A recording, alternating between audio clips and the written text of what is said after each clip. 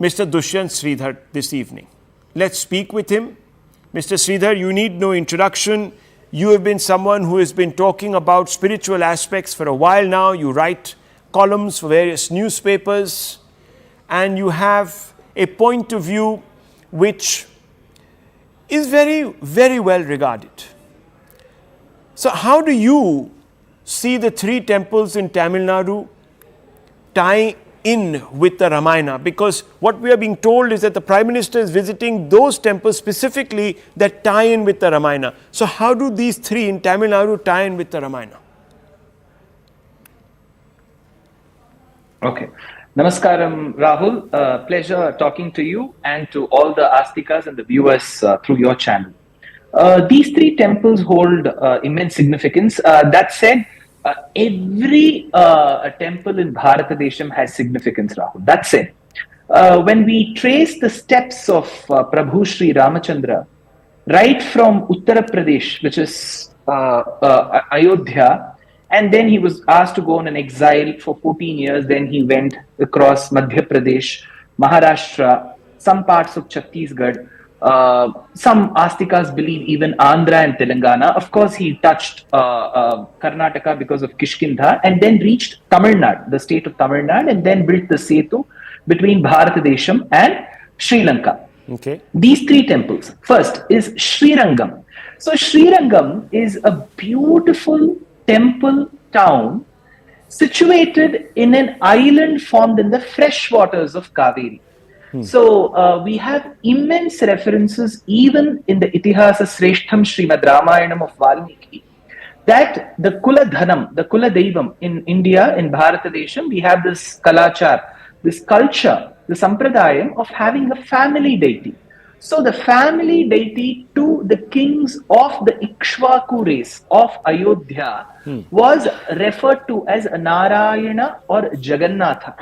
And this Narayana or Jagannatha, who was worshipped in Ayodhya as the Kula Deivam of the Ikshvakus, was handed over by Prabhu Sri Ramachandra to his very favorite devotee, good friend Vibhishana. Vibhishana wanted to take this Divya Murti of Narayana or Jagannatha to Lanka.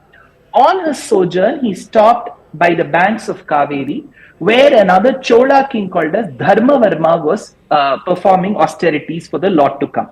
Then the Lord said, to satisfy Vibhishana, I shall look south. I won't come to Lanka. I will look south from here, but I will love to stay here. Since that place is like an auditorium, like an amphitheater, like a place for both the god and the goddess, it is called Rangam. And especially for Mahalakshmi, it is called Sri Rangam. Okay. And the Lord, who was earlier referred to as Narayana or Jagannatha, was later called as Ranganatha from then on. So Ranganatha Swami temple in Sri Rangam in Tamil Nadu by the banks of Kaveri is a beautiful temple, the world's largest, oldest functioning temple. And when Modi ji comes, it is a beautiful commemoration of the bond that we share between the state of Tamil Nadu and the state of Uttar Pradesh. One. Point number two, after he took the Vanara Sainyam from Kishkindha across Tamil Nadu to the end of Tamil Nadu, when I say end, one side, when you look at the map, at one part of it, he had to seek the blessings and the permission, rather than saying blessings, the permission of Varuna, that is the ocean king. And he performed austerities for 3 days. When I say austerities, he went on a fast, Prayopavesham, towards which finally the king of the waters gives him permission and he builds the Setu.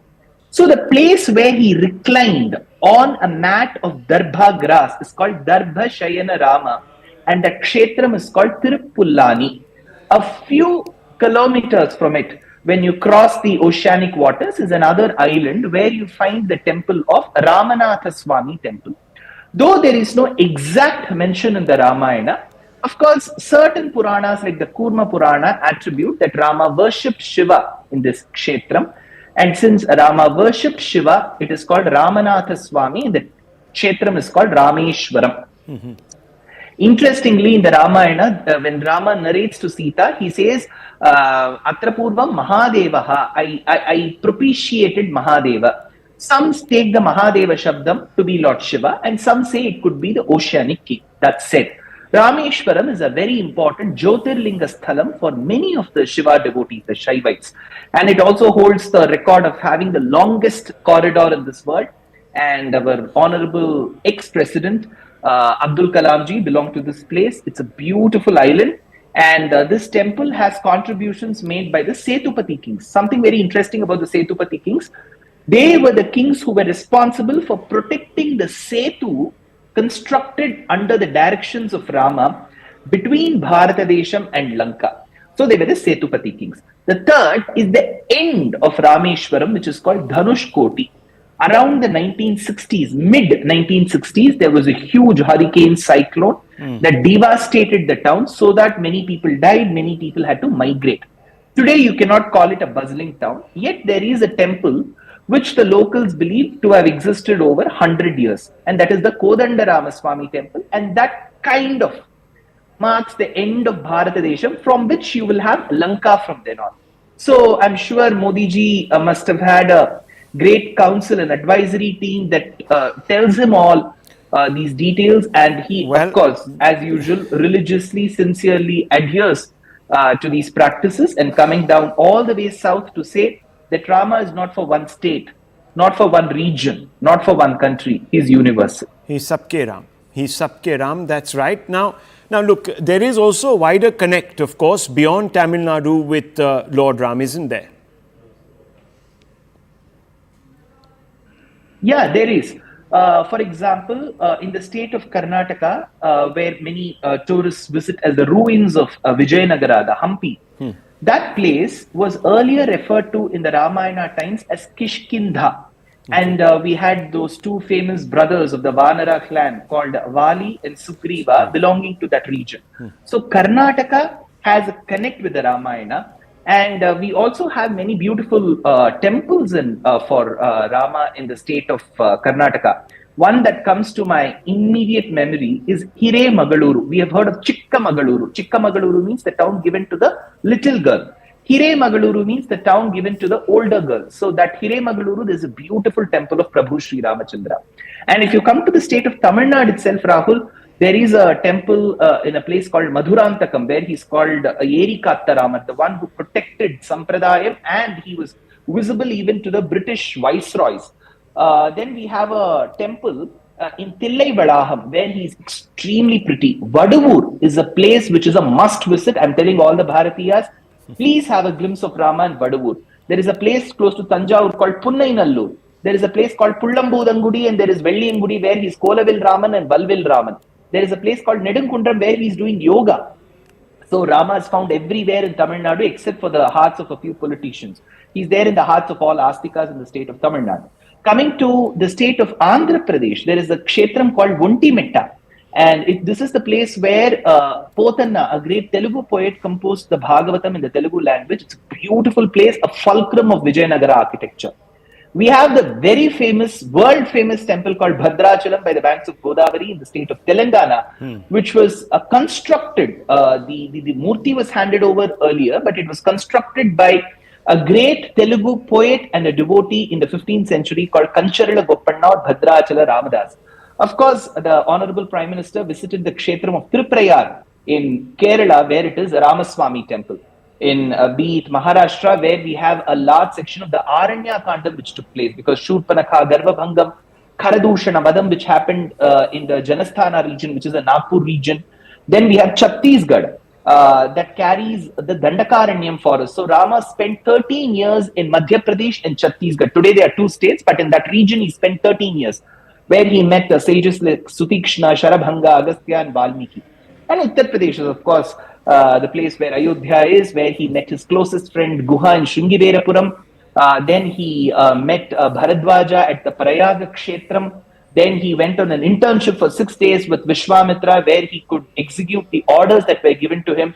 And Nepal has a great connection with Mithila Desham, where Sita originally belonged to. So he connects countries. Rama and Ramayana connect countries and regions. So connect countries and regions, yet we are told, Mr. Dushyant Sridhar, by an influential section of the polity in Tamil Nadu, that Sanatan Dharma must be eradicated and it has no roots in Tamil Nadu.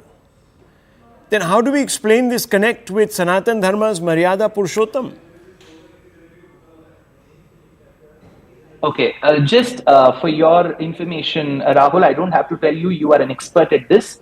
One of the most respected ex-chief ministers of Tamil Nadu, who held the record of having won the elections even while he was absolutely bedridden, was M.G. Ramachandran. Yes. His name has Rama in it, M.G. Ramachandran. For a very short stint, his wife too held the post of a chief minister. Her name was Janaki, which is the name of Sita. And the world knows how much of an Astika the ex-chief minister, Ms. Jayalalitha, was.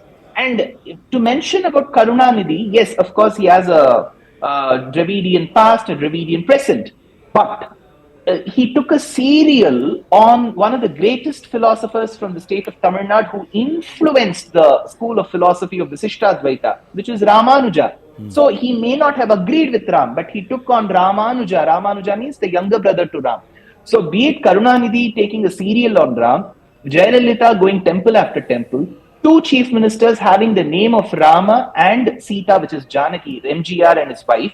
So I don't think the state politics is also away from the Hindu world. Of course, the rhetorics and the statements could be construed in different ways, which, since I am not a politician, I cannot comment about it. No, I respect but yes, the people of Tamil Nadu are extremely devoted. One of the statements, Rahul, it belongs to the 6th century, dated by some of the historians. Nammalvar says in his works, "O people in this world, if you would like to ape some person and learn from Rama. Karpari Ramabirane Allal Matrum Karparo." Some of the Sangam works in the BCE period mention so many incidents of the Ramayana. So be it the literature, architecture and temple. In my humble little experience, Rahul, I have traveled different states, I've taken people across the country. I will tell you the grandest of the temples, the biggest of the temples, the oldest of the temples, and the temples with a very, very rich Puranic past and Itihasa past are found in the state of Tamil Nadu. So Tamil Nadu is a state that loves Hinduism, and the Hindus and the Astikas of Tamil Nadu are extremely well-read and extremely affectionate towards Rama. So the dichotomy that you see between the politics and the true state of the ground should not cause any chaos or pandemonium in the minds of the people. The state of Tamil Nadu is extremely devoted to Hindus. But it hasn't it? I mean, I know that narratives are constructed and they're constructed to influence people. So some people perhaps would have been influenced by this, and politicians continue to try to position the movement for Ram Mandir as an essentially North Indian Hindi belt phenomenon. I mean, would you agree with me on this, that there has been perhaps some influence? See, politics will always happen, Rahul. Politicians are meant, their only profession is to do politics. And yes, a lot of the parties in the state of Tamil Nadu have either not welcomed or have remained mum, barring a few parties who have openly endorsed this beautiful temple, which is a resurrection. Rather than using the word resurrection, it is probably the emergence of the true Astika power in Bharatadesham. Yes, barring a few parties, most of the parties have kept mum. But that said, Rahul, I'm not playing the devil's advocate. There are a lot of parties in the state of Uttar Pradesh as well, where Ayodhya belongs to, have not welcomed the temple or have given some lame excuses. So in my humble opinion, Rahul, I'm a non-politician. I don't want to comment about what political parties have to say. But one thing that I can say is, large section of the Astikas, the Hindus, the simple ones, the humble ones, they welcome this temple with open arms. That is what Rama needs. I don't think Rama is at the mercy of these politicians.